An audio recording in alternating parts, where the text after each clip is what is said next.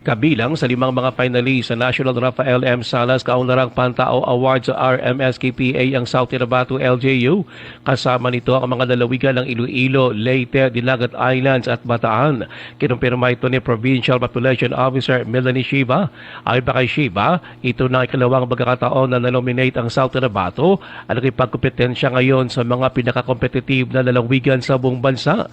Binigyan din pa ni Shiba na ang nominasyon ay patunay sa magandang track record ng lalawigan pagdating sa population programs. Binisita na ng validation team ang lalawigan kahapon. Ito ay para ma-assess ang mga programa at best practices sa population development.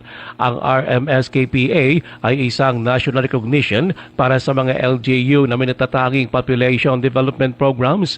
Ipinangalan ito kay Rafael M. Salas na dating Executive Director of the United Nations Population Fund na kinikilala ring Father of Population and Development.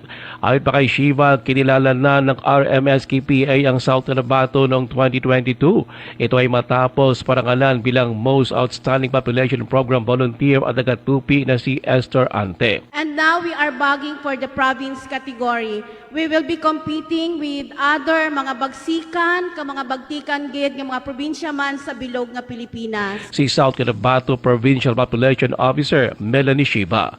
Ruel Usano, NDBC Bida Balita.